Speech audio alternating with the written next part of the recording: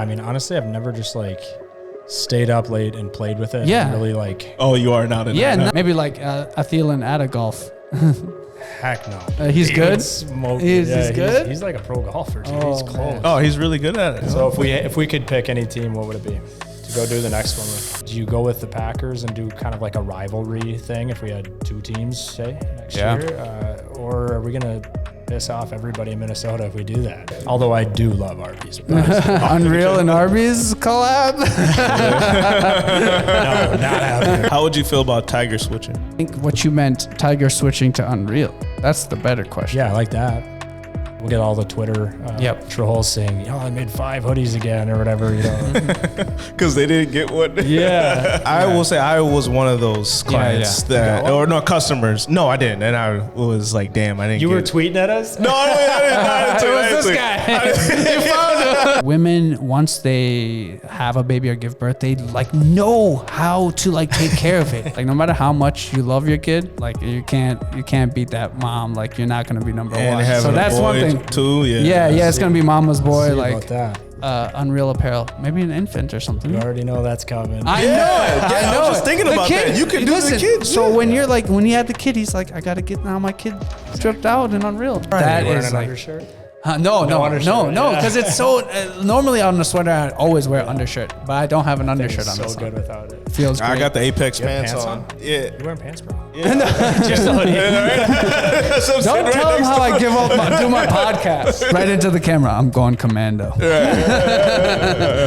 I'm much more comfortable. The guest, everyone's more comfortable this way. You see the billboards? I saw one down 94. Yeah, I seen it as well too. That's your competition for billboard space. Surprisingly, they're not cheap. That guy's keeping the market up. Just because it's top of mind right now, I'd have to say 23. Can you imagine? Yeah. And just because it would be kind of a weird juxtaposition that he's carrying my bag would be a weird thing because he's the GOAT. Yeah. And he talks a lot of trash. A lot of trash. Yeah. Oh, basketball is a huge trash talker, but he's even more of a trash talker in golf. So I've heard the same thing. You got more time to talk trash in golf too. Use weekly deposit 15, save 15% online. Oh, you heard that? That was exclusive. I'm going on. Right. Go to Unreal right now. Welcome. We have a guest that we are super excited to have on, someone who embodies never taking no for an answer, the founder and CEO of UNRL, which stands for Unreal, an athletic clothing brand based in St. Paul, Minnesota. Unreal is causing waves in the industry. Their partnership with Minnesota Vikings, the Minnesota Timberwolves, and the Minnesota Wild have pushed Unreal into the national spotlight. They're also up-and-coming brand in the golf space. You guys were recently in a video game, so we're going to talk about that as well, too. We're so honored to have Michael Jordan as our 23rd episode. It just worked out perfectly like that. Get out of here. Yeah. There you go. Thank you so much, Michael, for being on the podcast. Welcome back to downtown St. Paul, because we know you have a history down here. So let's give a warm welcome to Michael Jordan, everyone. Welcome to the show. Thanks for having me, boys. Yes. Yeah. So we always like to start off with some, kind of softball questions. Yeah. We like to break the ice, talk to people. So if you could have one celebrity or fictional character as your caddy for a round of golf, who would you choose and why? And how do you think their presence would affect your game?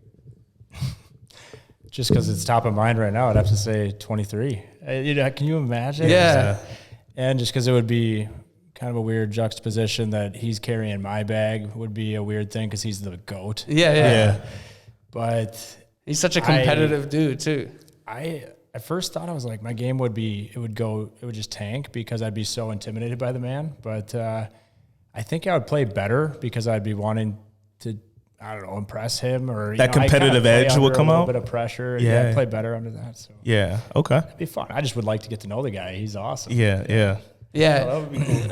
It's like those people that are super ultra competitive when they do pick up something which they're not as good in like when Jordan picked up baseball or when he first picked up golf. Yeah. And they're not as good in, they get like super ultra like into that then. Oh, yeah. And they continue to practice that like every day. I was watching an old video with Charles Barkley. He said that Michael Jordan's hard to play golf with because he's super competitive and he talks a lot of trash. A lot of trash. Yeah. Oh, basketball is a huge trash talker, but he's even more of a trash talker in golf. So I've heard the same thing. You got more time to talk trash in golf too. That's right. Well, and then let me just preface, I should probably have like a little PR thing that goes out, but I like to throw the E in there so it doesn't look like I'm trying to have the same name as him. No. That was a whole deal. My mom, I don't know what she was thinking on that one, but yeah. Is she okay? It's a great name. Yeah. So is there anything where she was like influenced at all by Michael Jordan, or was it just no coincidence? It's just kind of she happened. Just loved the name Michael. I mean, she was aware of who Michael was. Okay. I was born in '93. He was 3 championships in at the time. Yeah. And I was born. I was supposed to be named Elliot after my great grandmother, and that was her maiden name. And so, I don't know. My mom just looked at me and she was like, "I just love the name Michael. I think he looks like a Michael." And why the nurses not? are like, "Well, I'll tell you why not." Yeah. It'd be like naming your kid LeBron right now, LeBron James. Right. Hey, Michael doesn't have a trademark on Michael yet. It's hopefully it wouldn't hate me, but no. So do you like Jordans? Did you grow up wearing Jordans? I love Jordans, man. Just because of your name and all that, they go with it too? Or? I mean, I didn't grow up playing basketball, but I've always been a fan of him. Watching him when he was on his tear with the Bulls, and then honestly, when Last Dance came out, I'm obsessed. I still watch it. It's like the way people watch like Friends, and they just turn it on in a random episode or whatever. Or The Office. I watched the Last Dance like that. I love the Last Dance. He's inspiring, man. I've never seen anybody that cutthroat, that just true competitor. He will do anything to win. Yeah. No, I love that. Have you seen Last Dance before? I have seen Last Dance, and I really love it. I love all those like kind of sports stuff. Amazon does a great one, All or Nothing, that I've watched on a couple of soccer teams and stuff like that. I love cool too. It's just so great to see like people push each other and try to like reach new levels, or like the Gianna's had the other day where it's like the whole failure thing, right? What is failure and what is this like concept in business? He's like, Michael Jordan played how many seasons and how many titles did he win? So is he considered a failure because he lost a majority of the time? No, because we really only talk about his wins with 6 championships. Of course, right? The majority does. Remember the quote we used to have back in the day in VSM from Jordan, where it's like, I took 5,000 something and game-winning shots. Yeah. That's wild. I mean, might have been a Wayne Gretzky quote. I'm thinking about it. No, it's a Jordan quote where he's like, the only reason I take that last-minute shot and I make it is because I've missed it 5,000 times. Yeah, that's true. I think that one is 100% of the shots you don't. That's take. a Wayne Gretzky. Yeah. I used to coach, and I said that once in a huddle, and the kid was like, "Wait a minute, that's not Michael Jordan. That was Wayne Gretzky." I was like, "Ooh." Shut up. Yeah. Don't think about that. Yeah, don't think about that. It's the what point. Are you, like 7? Right. Well, they say that about golf. I mean, think about that. You lose like 99% of the time. Right? Yeah. But there's still greats that win 1% of the time. We want to talk to you about golf, right? Because I love the sport of golf. I'm obsessed. I see with the 3M Open. I went last year, so I'm that's not good at it. Yeah, that's the God honest truth. I'm not good at it, but I respect it so much because it changes people. Like anyone who really gets into it, they get obsessed with it, like you just mentioned. Like, I remember that one day you sent me that Schoolboy Q video where he's like obsessed with golf. Yeah. They were interviewing him like he was like a professional golf player. What is Schoolboy Q on here? It's wild, man. All these like mainstream celebrities, like rappers and just athletes who have never even picked up a golf club are now big time influencers in golf. It's crazy. It's cool to watch. I watch a lot of soccer and I see a lot of soccer players and managers and stuff get into golf. What's your take on the whole like live in PGA. I was gonna say. What's your take on that? What's your take on that? Well, I'm probably the minority, side of this thing, but I'm not a huge fan, to be honest with you. I think of live or PGA or the whole. I'm not a fan of live. I don't know. I'm just a big loyalty guy, so I think it just feels evil, man. It feels like it's not just for money. But hold on, I sorry to cut you. Well, let me finish. Okay, so. I know you're probably going to say exactly what I'm going to say. I think it's done a lot of good. The PGA, it's disrupted the PGA. It opened everybody's eyes. It really, I don't know. I think it really gave them kind of a run for their money. Like, okay, we competition. Competition now. Monopoly anymore. Yeah, exactly. I think it was good in that regard. TV's better now for the PGA. Purses are bigger.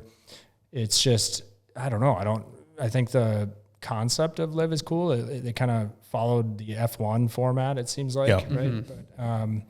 But the team names are whack. I don't know if they're planning on changing that. I haven't done a lot of research on it all, but like the stingers and stuff like that. It's like, what? Yeah, it's just weird. Yeah. They should have followed. But they have money behind it, and it's they have a lot of money behind it. A lot of money behind it, but I mean, Greg Norman and Phil Mickelson are the guys that are running it. I mean, it's like, I don't know. I don't want to slander it. But the thing is also is like they do give a lot back to the golfers, right? To the players, right? The players have stressed that like, hey, when I'm going for LIV, they're paying for my trip there, they're paying for this, everything, like, and they're bigger purses, and it's like less out of pocket expenses. Totally, yeah. So in a way, like you said, it was a monopoly. You know, there's some sports that are just monopolies. I think the biggest one that comes to my mind is UFC, but other ones that are just monopolies. Yeah. And sometimes, like you said, it might need that competition to get better itself. 100%. Yeah. I mean, iron sharpens iron. So everybody's getting better here. But, and you know, let me also say, I think for a lot of guys, it makes all the sense in the world to go to LIV because, I mean, if you're at the tail end of your career, I was just actually with a guy who's, earlier this week, I was talking with a guy about this exact topic. He's really good friends with Ian Poulter. And he was saying, you know, for him, it made all the sense in the world. He's at the tail end of his career. He can go over there, make, I don't know, 20 times the amount of money and play way less golf, get to spend that time with his family. I get it, man. I totally Beautiful understand. setting. Right. I totally understand. It comes to the Ronaldo Messi type question. Like, if I'm getting paid $500 million to go kick a ball in Saudi Arabia, why wouldn't I? Yeah, why would I not take that? And I'm not at the peak of my career anymore. I'm done. Yeah. Guys come over to the MLS from Europe, right? Or Spain, or and all that. But no, Saudi Arabia, especially with the money involved, has disrupted a lot of sports from, you know, golf to tennis to Formula One to everything like that. Have you been reading a lot into that, like what they're doing over there? And the strategy basically is, you know, they can't, they're progressively thinking you can't live off oil forever. Okay. Right. So it is what it is. So now it's like, how do we utilize this oil money to build better infrastructure, to get more events here, to get more tourists, diversify, to also get more, you know, investments, stuff like that. So they're having huge boxing matches, you know, Tyson Fury versus this person, or I think they just had the Jake Paul versus Tommy Fury, I believe his name is. They're usually huge fights. In itself. I'm a fan of Jake Paul. Yeah, I'm a fan of Jake Paul. I'm a fan. I'm probably the minority. I think that's a majority. Like Jake Paul, everyone gave Jake Paul his respect. Like he's worked not hard. Everyone. Like can he fight a real boxer now? Can we fight? Tommy Fury was a real boxer. Yeah, he got beat. He got beat. You know, but he owned it. He owned it. Like a man.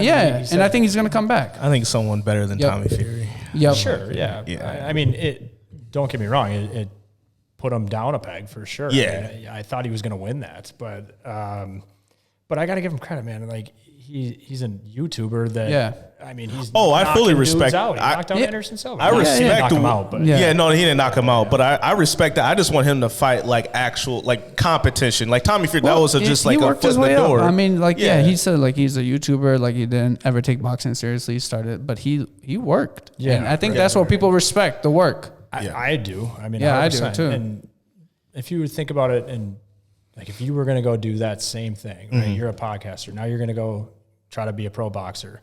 To climb that ladder, I mean, if you go look at the guys that, go through the whole circuit of, 0-0 to 25-0, their first like 20 fights are just like no-name guys that are just kickbox, right? And then all of a sudden they have a record, and then all of a sudden they have to prove themselves. And so, could Jake go do that? Sure, but would he be getting paid to do it? Not really, right? Because nobody wants to see the other Joe Schmo. They want to see. He has to sell the fights. Plus, the pressure's way higher on Jake. A ton higher than, like he said, Michael said, you go through 20 bums. There's no pressure there. No one's even barely at the fights. Yeah, exactly. Jake's getting like pulled, huge pay-per-view pulls. Huge, right? Yeah. I mean, it's entertaining. He's a good, And people want to see him get knocked out.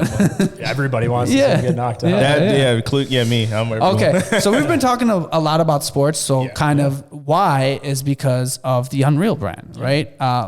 We want to, as the founder and CEO of Unreal, can you share with us like the inspiration behind, starting this athletic apparel brand? Like, how would you tell us a little bit of how this all kind of came to fruition? For sure. Well, the name, I'm going to go out of order here, but the name of the brand being Unreal was, I wanted to create a clothing brand. And I always had this vision. I wanted to see people kind of, just like you're wearing it today, that just gets me fired up. And I wanted to just go out, see people in the public wearing my brand. And not that I want to go brag, I just want to see it. I want to go into a retail store, see a big display, and, from the POP, point of purchase, like the signage to even the hang tags on the garment. I don't know. You see the billboards? I saw one down 94. Yeah, I've seen it as well too. That was nice. Yeah. Remind me, let's come back to that. Okay. Because that's unique, I think, a little bit. But that's pretty cool. Yeah. Nobody's doing that anymore, the print billboards. Other than you and Chris Lindahl. Nobody. Yeah, dude, the amount of Chris Lindahl references is unbelievable. That's your competition for billboard space. Surprisingly, they're not cheap. That guy's keeping the market up. He is the billboard industry. Yeah. And I'll say hats off to him. I mean, he kind of, I don't know. You guys are in the same game. No, the less said, the better. He totally changed the game from the standard, filter photo with the big smile to the, arms in the air. He's trademarked that pose. It's strategic. I like it. Yeah, he's trademarked that pose. That's crazy. And it's. I remember when we talked about this, how it's psychological because he's made himself big, right? So it obviously draws attention rather than you making yourself smaller when you're that professional thing. It was just thinking outside the box, man. Yes, he's very smart guy. Anyway, but continue. So I'm so good at going on tangents. Yeah. That's what this podcast is all about. We do it all the time. Weekly deposit of tangents. So the name came from just seeing pro athletes win championships, right? Like wins the Super Bowl or the World Series. How does it feel? It feels unreal. It's kind of that word that describes the indescribable, the best moments in life. And I kept hearing it over and over. And I'm like, that's got to be the name, man. That's such a cool phrase. Now, when I tried to go create a, lifestyle clothing brand, it started with t-shirts and hats, and it was spelling the word all the way out, UNREAL. Now, I mean, that for some reason it didn't hit, right? Didn't pop. It's just like, dude, unreal. It's kind of like what people would say. And so one night I was just, up late thinking on it and just decided let's shorten it up. And this was, I will take a little credit here because this was before everybody decided to do that. And now it's like, let's just get rid of the vowels. It's a cool thing to do. I don't know that it was all, I don't think we were the pioneers, but it was very early in that whole trend. But, it kind of became more ambiguous. You started the podcast with UNRL, and that's how a lot of people just see it and think, they own a ton of product and they think that that's the brand. And whether that's a good thing or not, I think we want to start to course correct a little bit. But it's, you find it on Google a lot easier because people don't, they're not misspelling it. It's not getting, misconstrued for a different industry or a different brand in another industry. So it was all about that, man. I saw what, I don't know if I want to go into this part yet. Okay, so real quick, I loved designing things when I was a little kid. I got into graphic design as a 13-year-old kid, and that transcended to web design, and then web design went to apparel design, and it was just clients needed a logo on a shirt. And so web and graphic design being so digital, it really, I kind of fell in love with the tangible product once I had started getting into that world. And, I'm definitely a perfectionist. So it was like, I don't know, a month in, I'm looking at the junk, generic, blank polo or whatever it was. And I'm like, maybe I'll just make my own. It can't be that hard. And, there's a reason people go to school for this for a long time. For sure. It's a learning curve, but man, I wouldn't change any of it. It's been a super fun ride. I mean, I basically had to dive in and learn how to become a fashion designer, and that was not what I had envisioned for my life, but it was fortunately, I started so young. I had the time on my hands to really dive in and learn it. And I, I took a huge, everyone's like, well, how do you take that amount of risk? It's like, well, not having anything at the beginning makes it pretty easy, right? If I fall, I'm only falling 2 inches down. Right. But if it hits, you know? Right. So let's take swings. Right. Everything to gain, nothing to lose. That's right. Yeah. So I try to encourage, any young entrepreneur or someone who wants to become an entrepreneur, just start now. Just keep practice, fall down, get up, try again, fall down, get up. And just even building websites. I actually just had a caddy this week who was wanting to get into this or web design industry, I should say. Where do I start? I'm like, just start making them, man. You don't need to save up for a bunch of software and all this stuff. Just go download a trial of Adobe and get on Wix. It's so much different now. I mean, you can just drag and drop websites and just go build fake ones, build a fake company.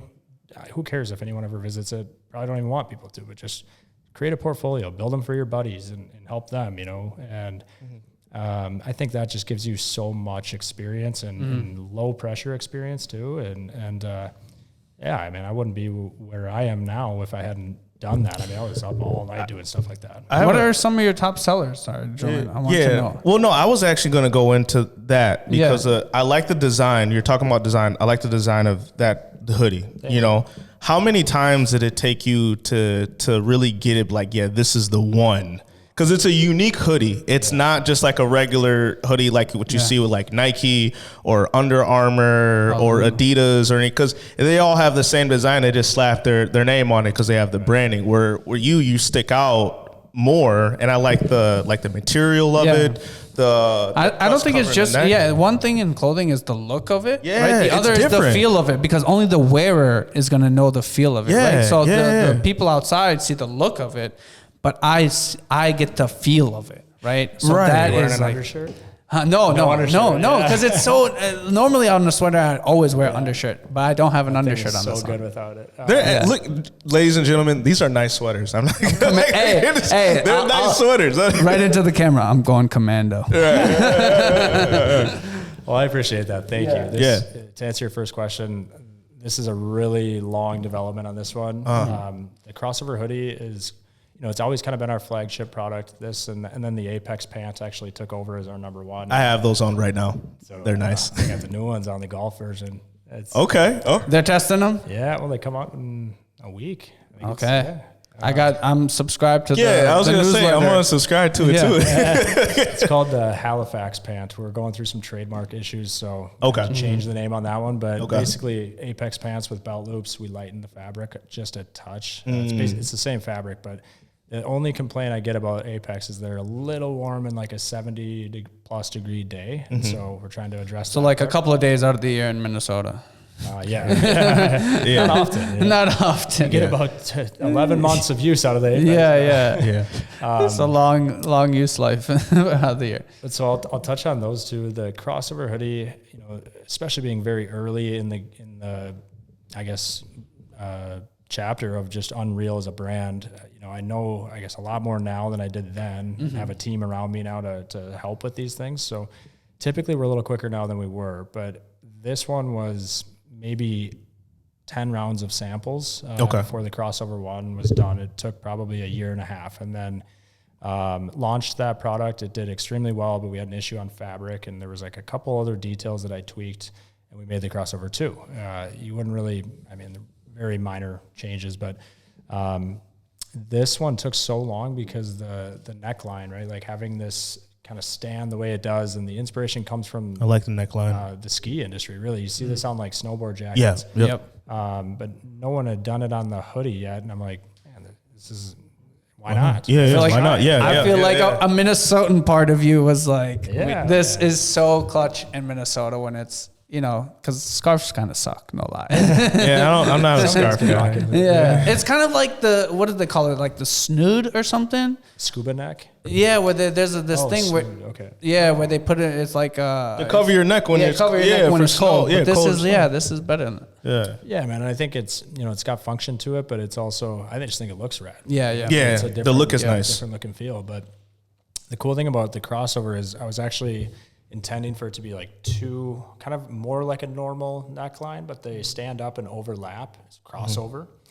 And I kept just failing on that every time that I couldn't get the neckline to stand up. So then I just made it one panel, and the working title of the product the whole way through was crossover. And I was like, whatever, I'll just keep it crossover. Yeah. It still kind of makes sense in the sports world. So it definitely makes sense in the sports world, but kind of a funny backstory that not many people know about, I guess. But man, it's been a challenge with just trying to like establish authenticity, I would say, in this, because, you know, we're small in the grand scheme of things in the fashion world. Nike comes in, makes, you know, rips it off, or, you know, so many brands rip us off. And, you know, sometimes it's just, they buy it off our website, ship it to their factory. It's stitch for stitch, the exact same product without. Wow. You ran into that? Yeah, we run into it all the time. Everyone, you know, isn't that kind of a thing where everyone in that industry, Nike runs into it too, right? Everyone, like, I'm sure they do. You know, I can order some fake Gucci right now.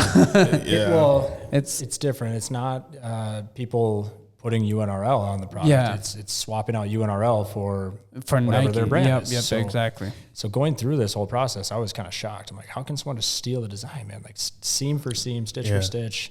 You know, these toggles are here for a reason. It's, I mean, one, again, I think it looks cool, but functionally, you know, when you're working out or doing anything active, those drawstrings whipping in your face is not ideal. So that was the idea for that. But now it's like everybody's doing it, you know, and it's frustrating because, well, people say, you know, imitation is the best form of flattery. And sure, there's probably truth to that, but I don't know. I'm a competitive guy too. I'm an athlete. I'm like, I'm not patting myself on the back about that. I'm going after them. Right. Yeah. As you should. Yeah. Is there like some trademark? What is in the legality world of that, right? What is for clothing? Yeah. I mean, again, the brand Unreal trademark, nobody can touch it. Correct. But in the clothing design side of things, you could maybe patent this. Like maybe it's, you have to have something very unique and very never been done before. You know, it would be pretty challenging to go and get a patent on this, plus very expensive. I wouldn't have been able to afford it when I created the product. So I don't know. I mean, it's just not worth it to try to get a patent on everything you do. Like if I just take a polo and do a cool print on it, that's a bad example because you can like Burberry has a patent on their or trademark rather on their plaid pattern, right? So they've got that one protected. There's been plenty of people who have, you know, tried to duplicate it, gotten sued by them. But in the, I guess, grand scheme of things, you make like a really good polo shirt with a nice collar and all this little detail on it. Someone can just go and take that. I mean, there's nothing patentable about it. So so that part's challenging, man. I ended up actually saying to my attorney, I'm like, so you're telling me I can go to the Nike store right now, buy everything in their store, ship it to my factory, say swap this swoosh for the UNRL, and that's fair game? And he's like, yeah, essentially it is. I mean, not to say they won't puff their chest come after you, but technically, you know, they probably would lose that lawsuit. And like, wow. I mean, that is shocking. So the design can be the same, but the fabric though, can they try to imitate that as best, or do you got some kinks where it's just exclusive? It ain't gonna be the same. Everybody that's duplicated, no one's actually gotten it to the same level. Like you screw up the fit or the fabric or something. But I don't know, man. It's frustrating because a lot of these brands are. I mean, we're very unique in the fact that we're an independent brand. We're not owned by the VCs, and we're not just, you know, backed by some big conglomerate. So most of our competitors are, and they're spending probably 10 to 100 times more than we are advertising. So they steal the product, they pump it to everybody. It's like by the time those customers see it on our website, they're like, oh yeah, they must have copied so-and-so. You know, no, we had it first. Man. Yeah, that part sucks. Well, from a customer coming from the outside and looking at this, like, you know, I'm looking at them, I was like, man, I haven't seen Nike do that yet. Yeah. You know, maybe they have, maybe they haven't, but just, you know, subconsciously I'm thinking like if I seen that, you know, again, from a second, like if I bought this and I see Nike doing it, I'm like, well, Unreal had it first. Go start looking at some of these golf brands. You know, like all over the place. Might have a little different, you know, zipper on the pocket or something, but they're I can probably count. But as a consumer though, I'm going to keep going back to Unreal. If you found us first. If you found us first. Yeah. So that's why but I think that your marketing and branding is just really, really on point and good just to limit that stuff, you know? Well, we don't want to be in the media either complaining about, you know, getting duplicated. Like, right. I think we have to be a little more creative than that. You got to just be innovating, right? Yeah. Continuously innovating, and that's the only way. Like they can't take your creativity from you. Yeah, and that and that's kind of what the whole marketplace is one person will innovate and the other will imitate, and it just goes innovate, imitate. Well, you're hitting the nail on the head. That's the theory on why there's no protection. Mm-hmm. It just puzzles me why there would be no protection here, but you know, anything in the art world, song lyrics, those are all fully protected. You know, but even that is like, and there's new stuff. I was showing him AI music. Like that, Drake. Like there was a Drake song that someone created, and it wasn't Drake. It was all made off of AI. It sounded just like Drake, though. Talk to me about this. You guys know a lot about this stuff, like ChatGPT. So I had a meeting, but we're using it now in our office, and it's mind blowing. I'm starting to use it on just like, you know, write me a product description. We got the app. You got an iPhone? You I'll get you the app right now, Michael. We want to talk about a couple of things before we get into some other topics, but I wanted to talk about the Minnesota Vikings, Timberwolves, Wild. You know, they're my team I grew up with. I'm a hometown team guy and everything like that, even though hometown collection. Same here. There's a lot of heartbreaks in those teams, you know, but it is what it is. I still root for my hometown team. How did that whole collab happen? Because I feel like that gives you a lot of legitimacy, right? It gives you a lot of leverage, a lot of, you know, it really puts Unreal like, okay, well, now you're in the sporting world. Mm-hmm. Are you talking Vikings specifically? Vikings, Timberwolves, I mean, Wild, but the Vikings specifically, because they do also have it marketing on their website. You know, when I was doing kind of research for this podcast, on the Viking website is the Unreal brand. And I know those get sold out quick with the Vikings. Crazy. Like that. I know it has to be your, like as far as the sports apparel, it has to be your top seller. Yeah. By far. Okay. I mean, it's been wild to see, like, we have a legit problem fighting the robots that are trying to get, you know, the hoodies. The bots. I mean, I'm like, we made it. No, it's cool, man. I think, actually, it sounds weird, but seeing people reselling them on eBay is cool, I think. It's just, you made it at that point. Value, right? Yep. So that came about because the NFL opened up this, they called it like a artist program or local artist program a couple of years ago.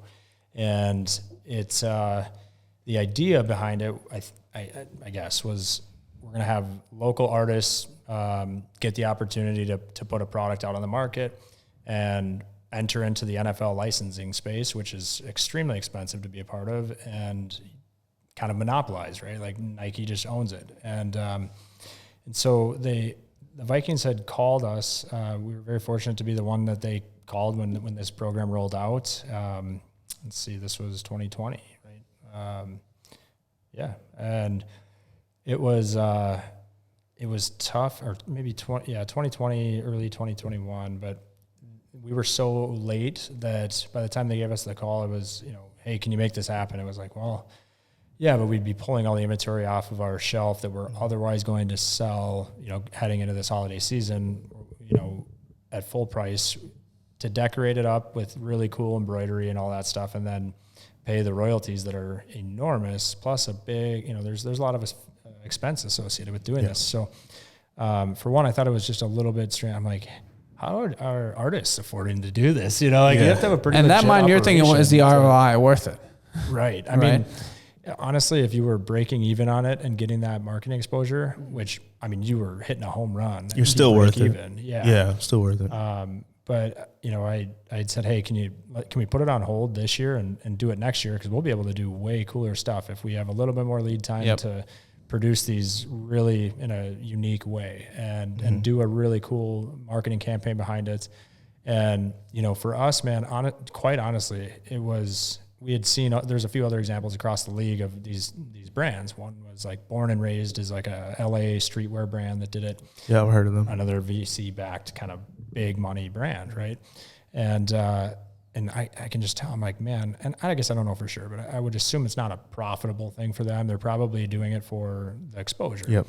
And we were not necessarily in a position where we're like, yeah, let's go, you know, drop $1 million and hopefully we get some good exposure out of it. So we had to, it's a back against the wall thing. We had to get creative and figure out, can we turn this into a profitable thing? And so we got pretty creative with it and really put a ton of time into the marketing strategy, the design of the product, all of it, and wanted to create this limited edition product, a collector's set kind of a thing, and do way more of like a exclusivity vibe than, open 24/7, 365. Mm-hmm. We have everything you could possibly ever want. And I think that really paid dividends, man. Honestly, it worked so well that we just putting that kind of time and focus and energy into it. I think it really shook up kind of the way that licensed apparel has been going. And fans just hadn't seen something at that level. Like this hoodie with the full 3D embroidery, it's usually just like a vinyl screen print or, quick slap of a logo. It's high quality. Replicated across 32 teams. And so kind of doing something more special really kind of set the bar. And we ended up making, it was a very profitable operation for us. So we renewed for the next year, and that was last year's campaign. We went bigger, and there's this misconception that we do we'll get all the Twitter trolls saying, I made 5 hoodies again or whatever, because they didn't get one. Yeah, because they sell out. It's called supply and demand play. I don't know. People have no idea. I mean, it's crazy, the traffic and the velocity that these sell through. I wouldn't have dreamed that was going to happen when we did this deal. Uh-huh.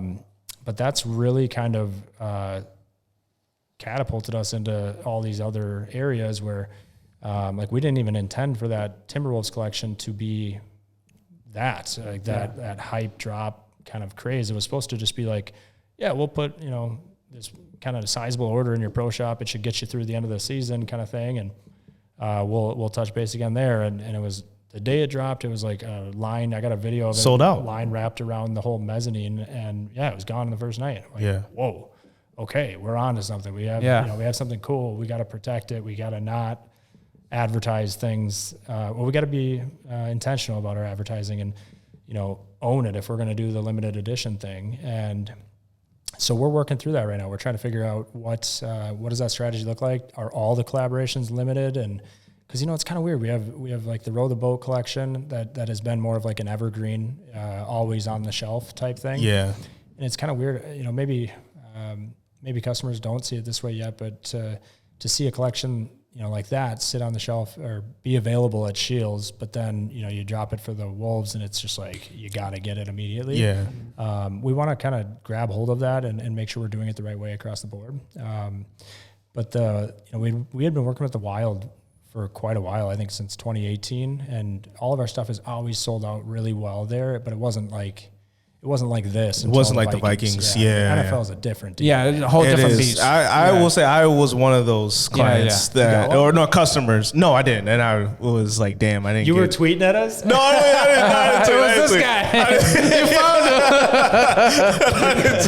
I didn't tweet, but I was like, damn, I can't get it. Because I love the design of it and like the quality too. So and I'm a big Vikings fan. A little bit more time making more. Right. Well, I'm almost glad I apologize first and foremost. No, it's fine. It's all right. Brenna, my assistant, she's so good at all this stuff, and she had gear set aside for all you guys, and I totally botched it and forgot it all. It's okay. We'll come pick it up.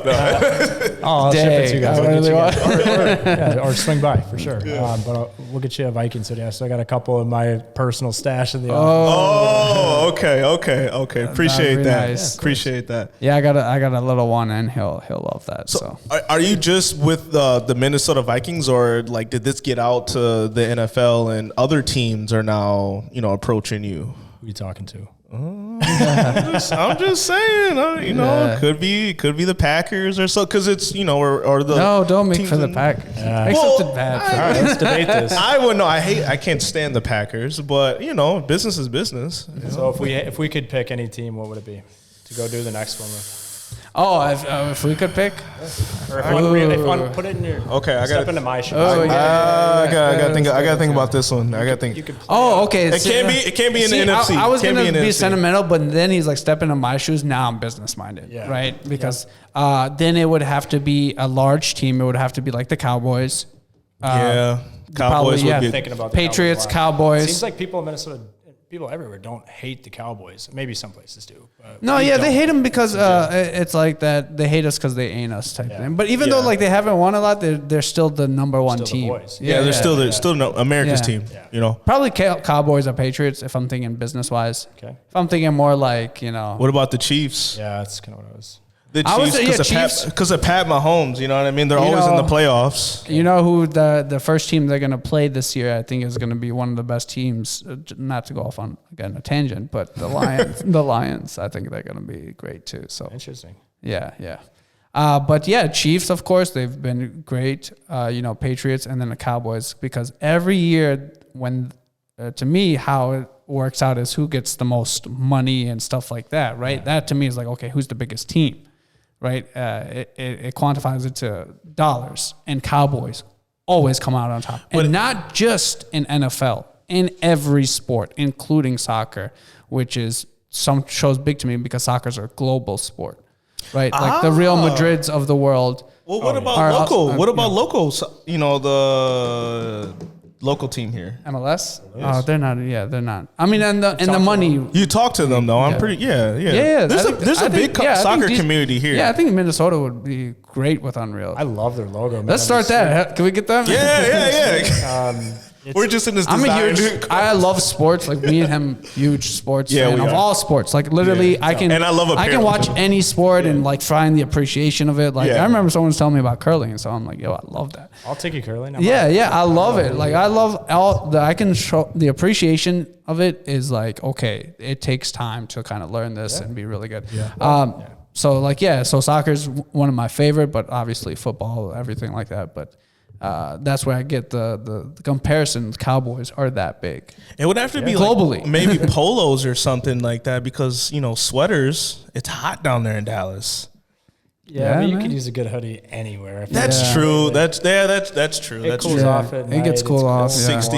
Yeah, that's true. That's true. I'm trying to figure that out. I think we have Thielen as our guy, and he's now in Carolina, so that's interesting. Oh, yeah, that would be nice. To kind of have some boots on the ground, have an ambassador. Carolina would be good. He's our kind of our one of our really successful Unreal athletes, so that'd be fun.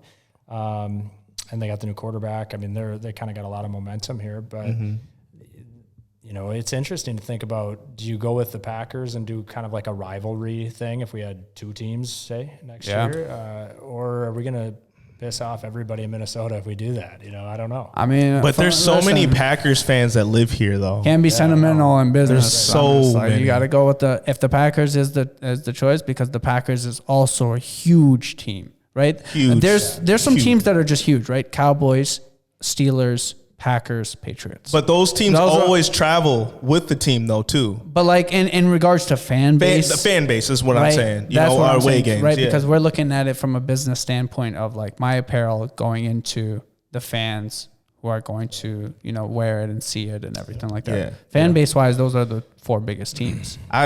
Business, yes. All of Packers, Green Bay is dedicated to the Packers. It would like the whole city is the Packers. I know. I've been to Green Bay, and that's literally the whole city. Like that's right when you cross the bridge, they're going into Hudson. Yeah, the whole anything to do is all around Lambeau. Yeah, it's true. Let's talk a little bit about kind of like some new age stuff, right? We were talking off air about this, the AI world, the ChatGPT world. And I'm curious about this. Yeah, and how that's kind of looping with business and how it's changing business altogether, right? I would say this is probably the biggest revolution since the Industrial Revolution. What? AI will be. How about the internet? Bigger than the internet, too. Like, I think it will be bigger than all of that, like the major why change. do you think that? Because AI eventually will get to like a level where it can do mostly any task, no matter how difficult the task, especially if it gets into like the super intelligent mode, where it can start to make itself better without the programmers. So the question here is the true power of who controls the prompts of the AI, right? Who gives it the prompts? Because you're saying it's going to give itself prompts. And eventually it will, right? It kind of reminds me of that whole Marvel movie. Which one? Yeah. There's a million of them. Yeah, right. The Marvel movie. Yeah, right. Reminds me of that. Yeah, right. The Age of Ultron one, where the AI thing, it comes because eventually it will start to give itself prompts, but for now, it's still at very basic level. But isn't that kind of like everybody's like a fear where like robots just kind of take over the world?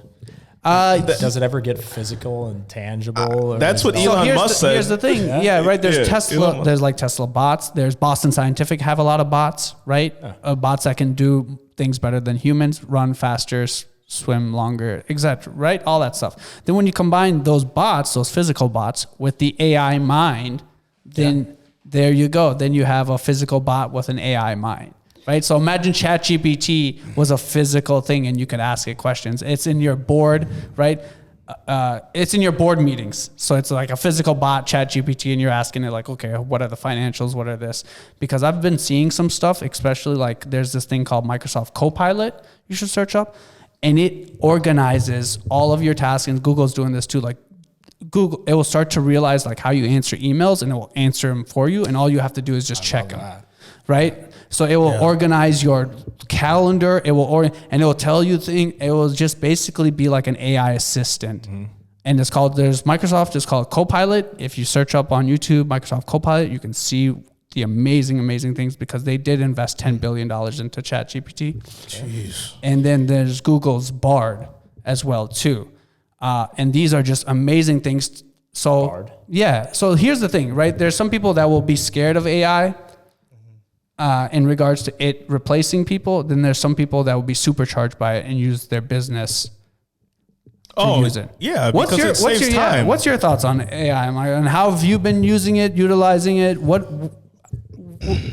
I mean, so it's weird, man. Like I'm a little gun shy about that. Like I can see where that can spiral out of control a little bit, but I'm also like, I mean, get with it or get behind it, I guess. Right? You can't put the toothpaste back in the bottle. Right. Yeah. So it was funny. And I never really publicly have ever said that, but my staff started using ChatGPT way before I even knew what it was.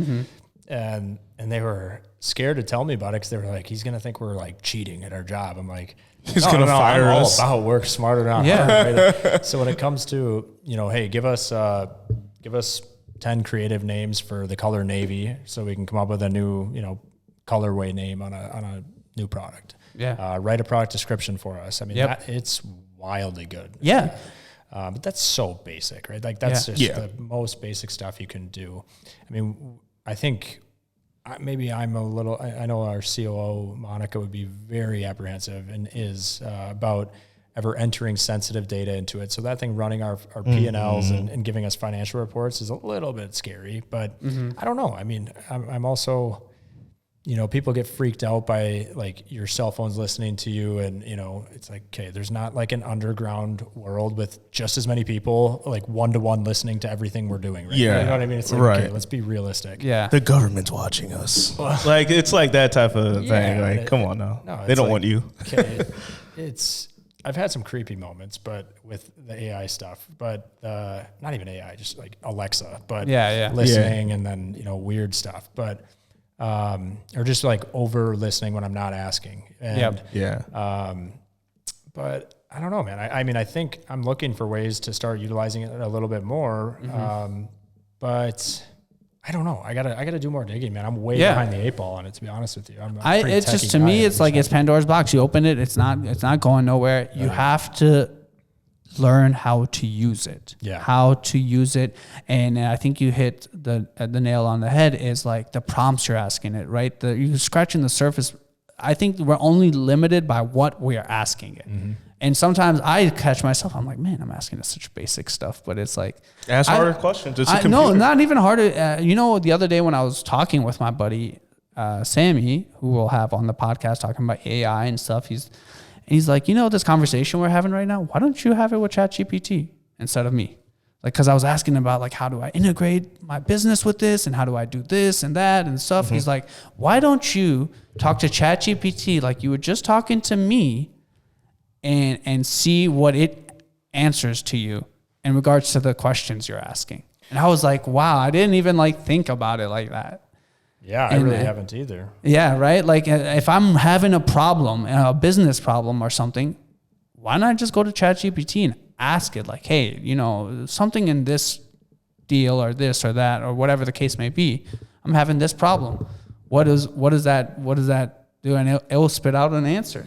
Yeah. Like I said, we all agree on this. It's either you use ChatGPT for the benefit or you're scared of it and, you know what I mean, you're going to fall behind. Kind of like what Blockbuster and Netflix, you know? So are you going to do like a training with your staff on ChatGPT, or are you going to integrate it more or pull back? Like what's the game plan that because I know like every business is utilizing ChatGPT now. Yeah. You know, from small to major. Yeah. You know, I think, you know, I told my staff I'm all about work smarter, not harder. So when it comes to the simple stuff, for sure. I mean, how far do we take it? I don't know. I'm going to be on the receiving end of that training. I can tell you that for sure. Yeah. I just tried to do what we were talking about. Ask ChatGPT a real question like we're doing right now. What would be the best NFL team for Unreal to collaborate with next? It didn't have a great answer for me. What did it say? Maybe we're just not big enough for it to know. But, well, no, because it just recently updated, I think. My web guy shows this to me. He's from Russia. He lives in Thailand now. He was in Minnesota for a long time, 10 years or so. Mm-hmm. And so he's the one that shows this to me, and that was what blew my mind. He said, tell me about Unreal or something like that, really basic. Or maybe he said me personally, and it just fired back like a beautiful, like about us page response, product or about us page description. And this was not like copy paste from a bunch of different articles. Yeah. Like it was pretty well. It's pretty descriptive. I'm like, I've never seen this written before like this. You know, I mean, there was a couple little details that were not accurate, but for the most part, it was you can edit it though. Stuff. Yeah. And exactly. And you can change it too. And you can say, make it more eloquent, make it more funny, make it more personable, make it more thing. Oh, you can. And yes. Sharpen it and then it's sharpen it. So say, hey, I want to write an email to a customer for Unreal, blah, blah, blah, this. And then it'll spit something out. Make it a little bit shorter and a little bit more funny and personable. And it will. Yeah, I know you can do, but then does it remember? So next time? Yes. Mm-hmm. It remembers because if you see to the side, there's little chat groups, right? There's little like a whole topic groups you could do.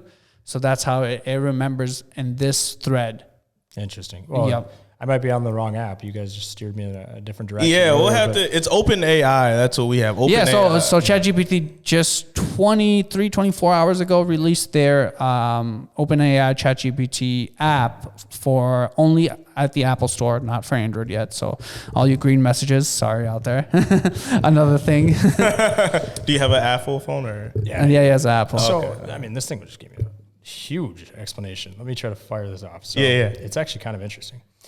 If Unreal is looking to collaborate with an NFL team to create a co-branded collection of apparel or merchandise, the best team to collaborate with would depend on various factors such as the team's popularity, fan base, and style. Mm-hmm. Some of the most popular and successful NFL teams could make for a great collaboration with Unreal include the Dallas Cowboys, the New England Patriots.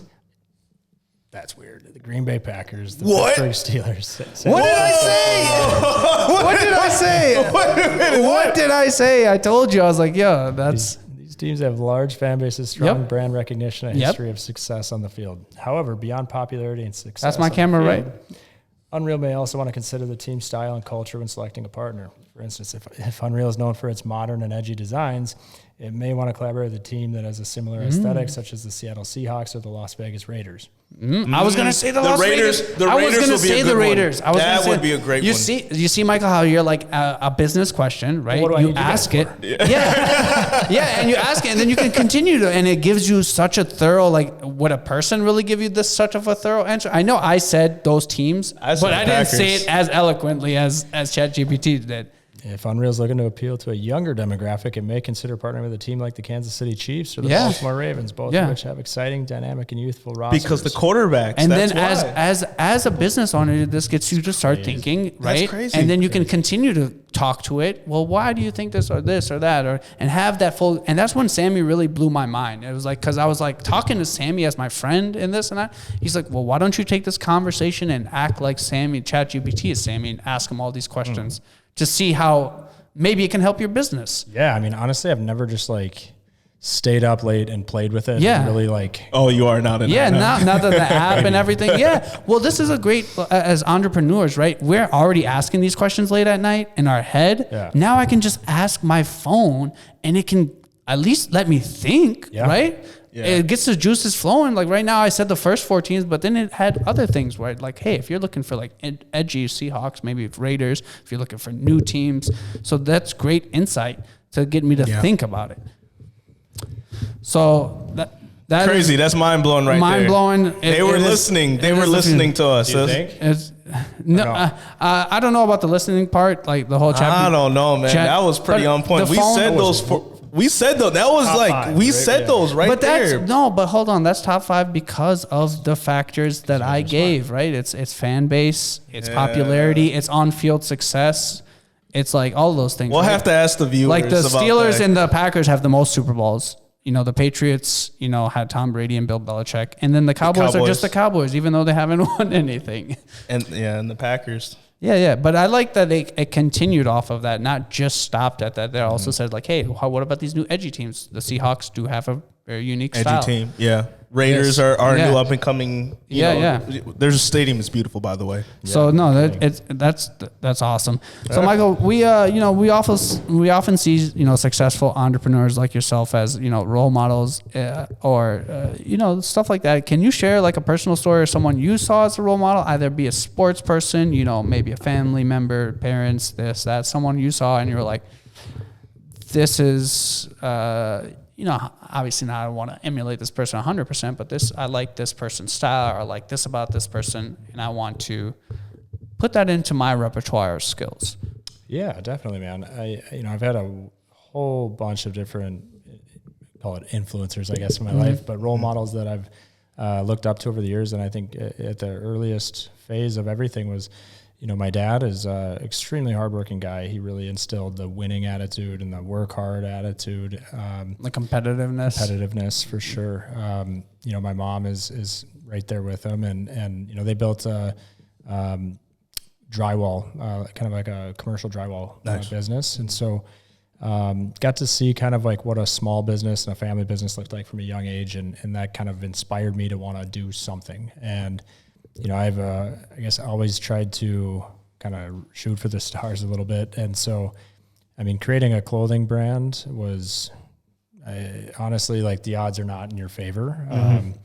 But I think because of those characteristics that were instilled in me at a young age, that's, we've been able to kind of persevere and get through some different hurdles. And, I would say, Jordan Leopold was one that, from a hockey standpoint, I grew up playing hockey. He was super influential for me as a watcher, but he's part of our story too. And got a phone call from him early on in the Unreal journey, and he was instrumental through our growth and just seeing the way that he was willing to give back. And he didn't need to give me any time, or he was playing an NHL career. He's a superstar, and he had no need to.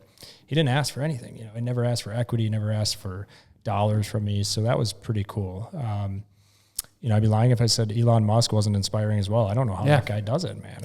I don't know how he has that work. I don't know how he sleeps at night. I don't know. How do you run all this stuff? How do you? But I guess I don't know. Michael Jordan, another one, right? Yeah, right. I look up to a lot of different people. I'll be totally honest. I stay so far away from the media these days that I don't know. It's I try to get so far from like the politics and that stuff, and just stay away from things that I can't. I have very minimal control over. Right.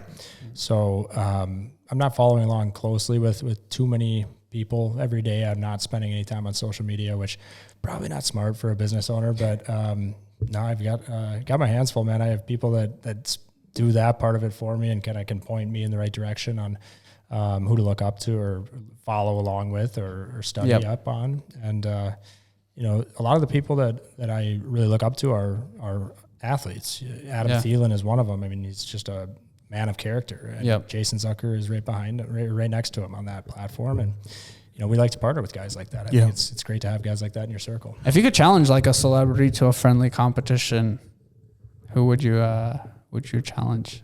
In what sport? And you pick. What do you have the best chance? Well, Maybe like a Thielen at a golf. heck no, dude. He's He good? would smoke. He's good? He's like a pro golfer, dude. Oh, He's close. man. Oh, he's really good at it. Yes, he will. He's voiced it many times. He's gonna go chase the senior tour after he's done with football. I mean, Really? Oh, wow. Okay. Yeah. Tune into the ACC, the American Century Classic golf tournament on Yeah. TV. He places in the top 3 every time, and he should have won it last year. He lost by like a stroke. He's a stick. I would not want to play against him. I like playing on his team. Yeah, just not against them, though. Yeah. I don't know. I've heard. Well, I don't want to be a Yeah, throw down the gauntlet right here. I don't want to be a Challenge. broken record, but I would love to play the other Michael Jordan. That would be a fun thing to kind of play up. Not that I don't have enough clout for him to be interested, but Maybe one day. maybe one day. Yeah, never know. yeah. Talk it into existence. Yeah. What's some hilarious or memorable feedback or comments you've received from customers about your products? I always like hearing, people's feedback and stuff like that. Oh man. You got a couple of Karen stories? Yeah. It can be positive feedback. Sometimes people write very silly things, even if it's positive. Or We want to hear the juicy stuff. Come on. it's pretty. We've seen some funny ones. I can't repeat them verbatim just because I can't recall exactly, but something to the tune of like the Apex pants are God's greatest gift to earth, better than sliced bread, that whole thing. And some of those get pretty hilarious. Or how about someone you've seen wearing your brand and you're just like, wow, like this person, this athlete, or this person's wearing my brand. Or like the moment I remember I follow you on Instagram and when it was on that video game. That was cool. That was a surreal moment, right? Like growing up with video games and being on. Yeah, I seen that too. That was your dope. creation being on a video game is like the wildest thing next to like you being actually in a video game. That was dope, dude. Yeah, right? It's a surreal moment. Yeah, it was. And I was like kind of half joking, like when I put it up on Instagram and said, we made it. Right. I was telling Alec, I was like, I feel like that's a very we made it moment. That's cool. Yeah. Yeah. Because I don't know. I mean, grew up playing video games. Yeah, of course. Yeah. Loved them, and so that part was cool. And the fact that we didn't pay for it or anything was awesome. That was super cool. I would say, I mean, honestly, like, I don't mean to sound arrogant, but it's surreal to me. It's unreal. How often we're seeing just like celebrities pop up all day long, wearing our stuff. I was just, right before I drove over here, I saw it on our Instagram. Tommy Fleetwood is a big PGA tour. Yeah. He was like raving about our hoodies and quarter zips with all the Barstool guys, and that was cool, man. And our social media guy picked it up, put it on our Instagram, and like, wow, that's awesome. But it's man, it's a dream come true to see all that happen, and I'm enjoying the ride for sure. Taking it full circle, Tommy's on LIV, right? Yeah, are you sure you like that? No, He's a good guy. Yeah, he's a good guy. I don't dislike LIV players. No, yeah, of course. The idea of the whole, I don't know. But I like your take on it. It did push, the PGA to kind of up their game. Yeah, because they're not the only ones anymore. Yeah, again, I mean, I don't think it's a bad thing. I think I'm not rooting for the LIV Tour over the PGA. I'm PGA all the way. How would you feel about Tiger switching? There you go. No, I would not like that at all. You wouldn't like it at all. See, I look at those and I'm like, why, man? Do you need the money? No. No, not. I don't think Tiger's going to switch to PGA. I think what you meant, Tiger switching to Unreal. That's the better question. Yeah, I like that. I mean, both. Yeah. We can I don't say think because both. Tiger's come out very against LIV, so I don't think there's a chance for that. Oh, Right? okay. Yeah, he wouldn't do it? Right, Okay. right. Okay. To him, it's more about legacy and the PGA legacy and everything. I'm a legacy. Which is kind of different because Phil Mickelson's a big legacy. Yeah, guy too, and he's Phil Mickelson's a degenerate gambler, man. He's in debt. Like, he took all that selling money those he's green made, jackets. it's How gone. much can I get for this green jacket here? Phil's about the money. He's about the money. Hey, He actually did need that. but I get it because it's like Right. oh, hold on. Let's back off here because Tiger, of course, has all that money that Phil never got to get. I don't know, man. Tiger was that like global superstar, Nike $1 billion contract, all that stuff, and Phil he's a great golfer too, and he just never was that.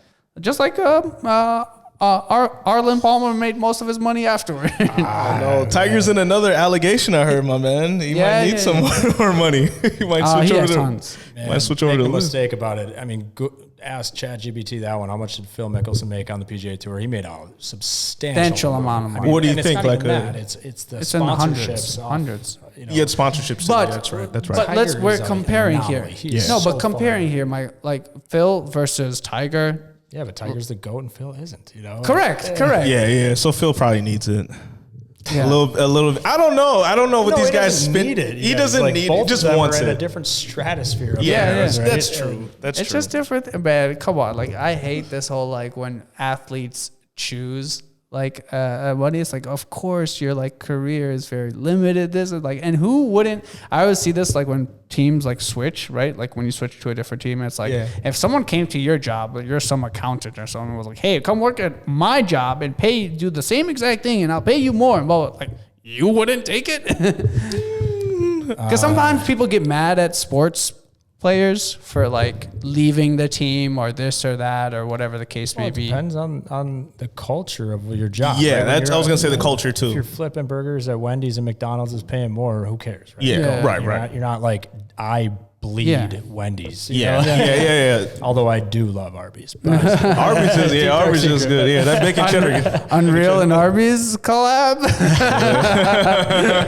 not happening. The sauce just drips off. Get a roast beef sandwich every once in a while with some fries. No. So I think it's very situational. But when you get to that level of a job and you have a team and a community around you and a city or a state around you, it gets personal, right? It's not I'm gonna. But that arena is also very competitive. That arena is very short-lived, very competitive, especially on the athlete, right? Golf's a little different because you can play golf for a lot longer. Well, this has never happened in golf, really, because there's only been one team, and it's a PGA. It's a league. There was never teams. So that's kind of going on LIV, jumping from one team to the next, which I don't even know what the rules are on that, but I'm sure it's going to happen all the time if there aren't strict rules around it. But I don't know, man. I do. I think it comes down to loyalty, and we have people at Unreal that bleed it, and that's something that you really strive to do when you're an entrepreneur trying to build a company. I shouldn't speak for all. Some guys are very quick, build it, flip it, on to the next. Yeah, that's never been my style. I'm really not chasing the dollars. So, it's a weird thing. The last podcast I was on, they asked, "Are you an entrepreneur? Are you a CEO? Are you a designer?" And I'm like, yeah, I know you're all of them, but which one most appeals? And I'm like, that one stumped me a little bit because I think of entrepreneurs as wearing the multiple hats, flip it, kind of a thing. But maybe that's the wrong perspective. I think it's taking something from nothing and building it into something. And whether it's one, one snowball that gets bigger and bigger and becomes, a glacier, or it's, a million snowballs that become baseball sized and you get rid of them. I don't know, but. We're real estate agent and investors here, especially in the real estate world. We have to wear multiple hats, right? As entrepreneurs, right? Where sometimes, and you mentioned in your early Unreal career, sometimes you're, sometimes you're the marketer, sometimes you're the accountant, sometimes you're the social media guru, sometimes you're this, sometimes you're the real estate expert, this, that. So you're in multiple fields, especially at the beginning, until you can build that base and then hire people and to do those delegate jobs. a little bit less, and you focus on growing.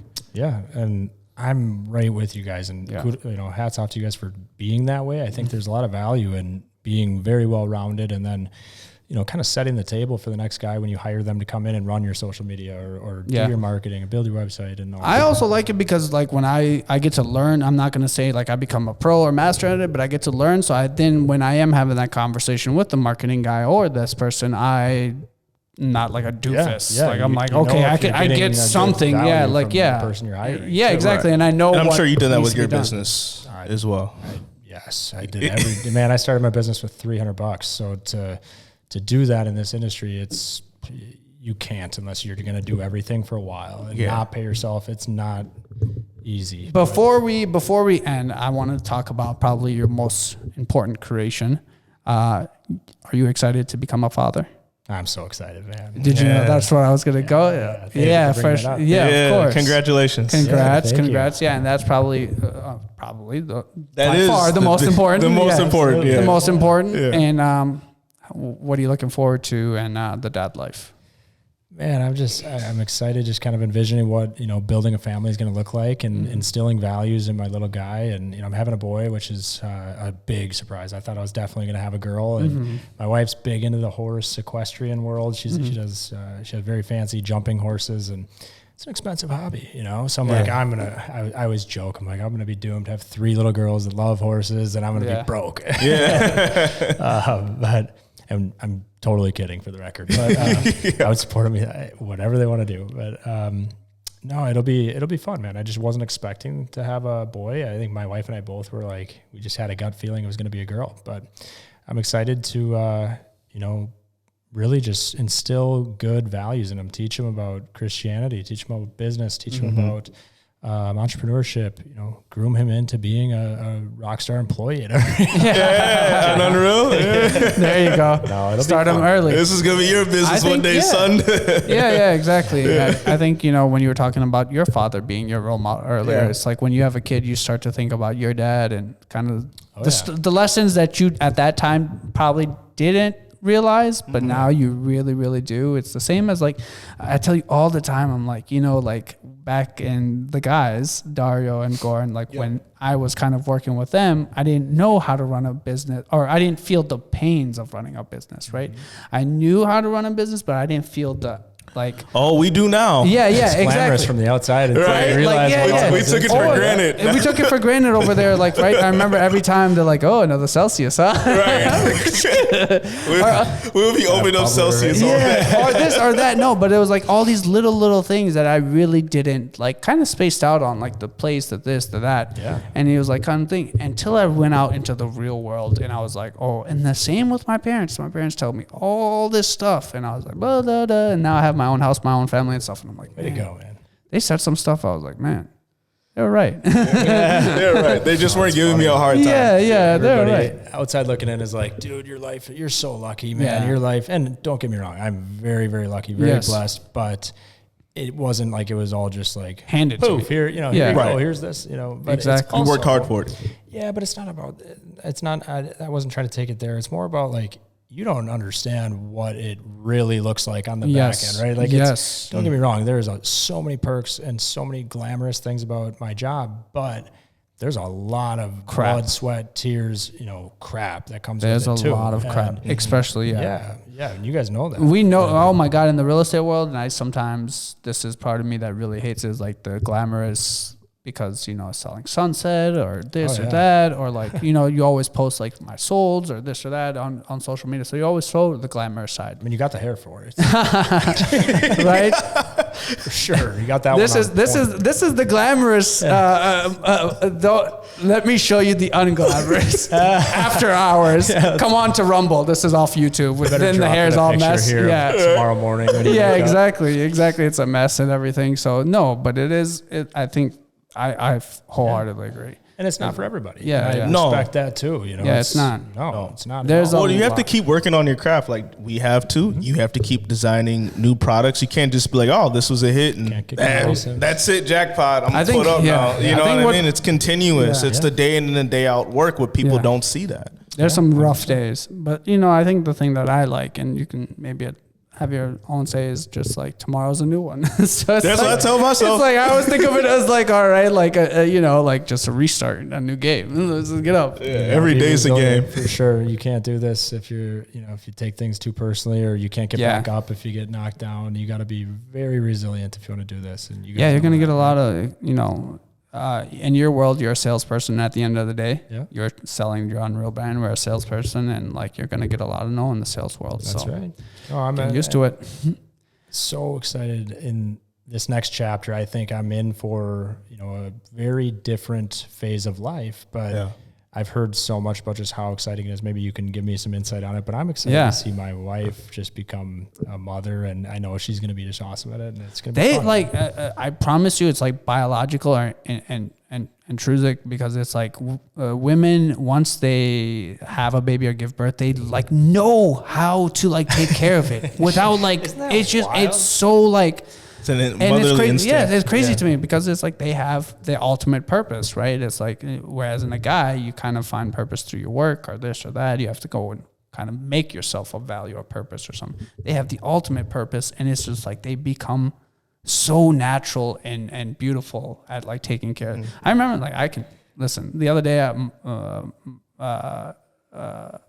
my son was like asking about his mom and where she was and this and that. Like no matter how much you love your kid, he's like you can't beat that mom. Like you're not gonna be number one. So that's one thing too. Yeah, it's gonna be mama's boy. Like about that. I'm telling you, I trust me. I'm in the hole with Disney World, so I've done a lot of things, like everything that I think that could, like, I'm like, yo, I'll take my kid to this game, and it's just like, he's like, yo, if I have to choose, I'll choose mom, because it's just there's that bond, there's a special connection. It's just hard to beat.